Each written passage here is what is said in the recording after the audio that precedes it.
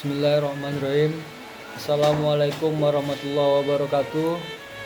Assalatu wassalamu ala asrofil anbiya'i wal mursalin wa ala alihi rasulillahi ajmain, amma ba'du.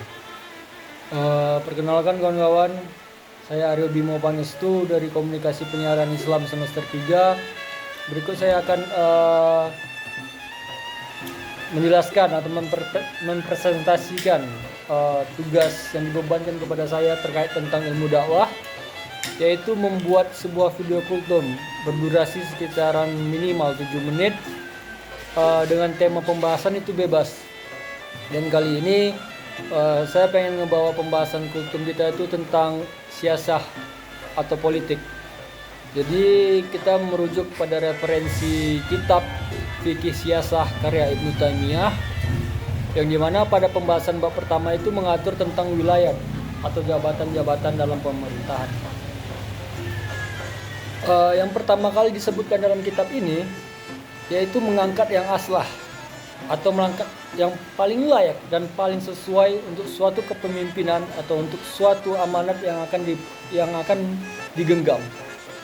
Banyak kita saksikan di dunia saat ini atau di realitas yang ada, banyak kita saksikan bahwa realitas saat ini banyak sekali pemegang-pemegang amanat itu yang tidak layak atau tidak sesuai dengan tupoksi dan tugas masing-masing.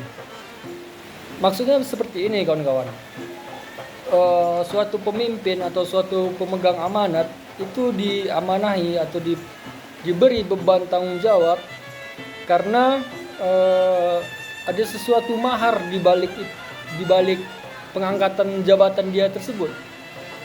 Contoh sederhananya seperti ini. Si Fulan menjadi seorang ketua kelas melalui pemilihan yang curang, yang dimana ketika itu dia menyogok kawan-kawannya untuk memilih dia, sehingga nanti ketika dia memimpin, dia berpikir untuk bagaimana caranya dia nanti bisa mengembalikan modal-modal yang telah dia keluarkan. Jadi itulah berbahayanya jika kita mengangkat seorang pemimpin yang tidak berdasarkan aslah atau yang paling layak, yang sesuai dengan tupoksinya masing-masing.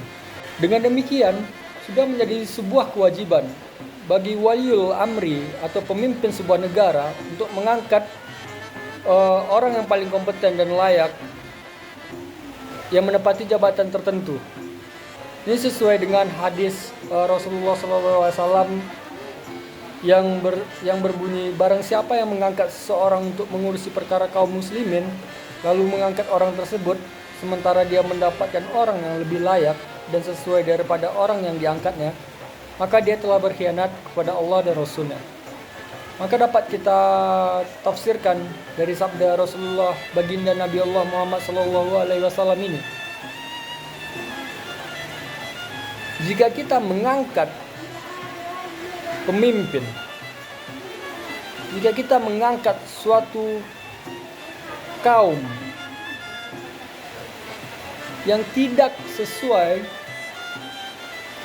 dengan tupoksi, yang tidak sesuai dengan perannya, yang tidak sesuai dengan kapasitas dan kapabilitasnya, maka kita tidak berkhianat hanya kepada negara, tapi kita juga berkhianat kepada Allah dan Rasulnya. Nauzubillah min dzalik.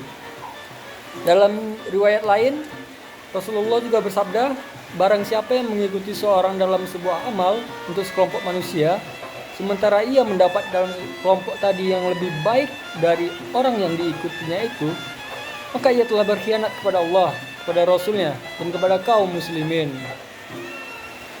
Tafsiran dari hadis ini, sebagian ulama meriwayatkan bahwa hadis ini adalah ucapan Umar radhiyallahu anhu kepada putranya Abdullah bin Umar.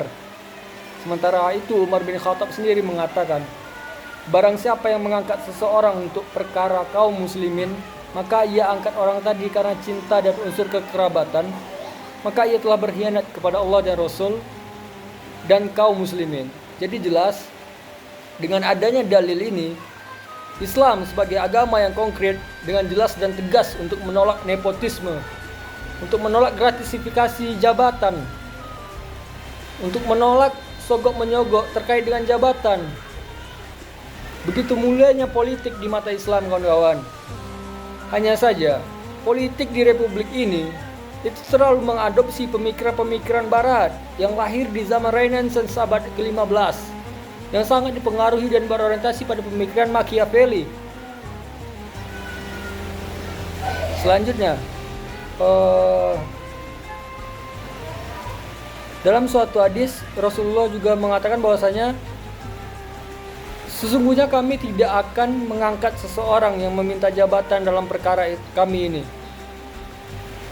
Rasulullah bersabda kepada Abdullah bin Rahman bin Samurah, "Wahai Abdurrahman, janganlah sekali-kali kamu meminta jabatan, maka jika kamu memegang jabatan itu tanpa kamu minta, kamu akan diberi pertolongan untuk melaksanakannya. Namun jika jabatan itu diberi kepadamu karena engkau meminta, maka dirimu akan terbebani karenanya." Dari dalil Rasulullah SAW ini, dari sabda baginda Nabi ini, kita dapat mempelajari bahwasanya kita sebagai umat Muslim janganlah terlalu mengejar jabatan.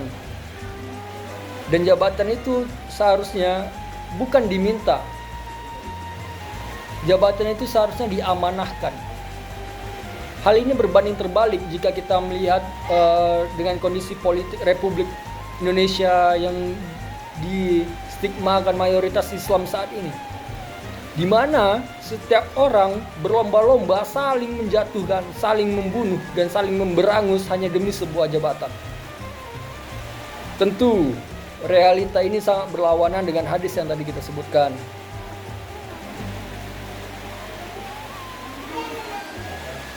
Berikutnya saya akan menutup kultum singkat ini dengan hadis dari hadis riwayat Ahli Sunan.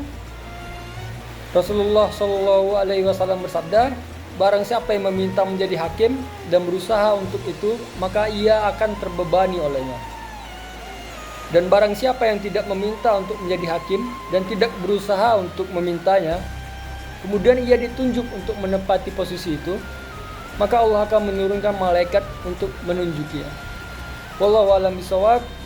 Fastabiqul khairat. Yakin bisa sampai. Wassalamualaikum warahmatullahi wabarakatuh.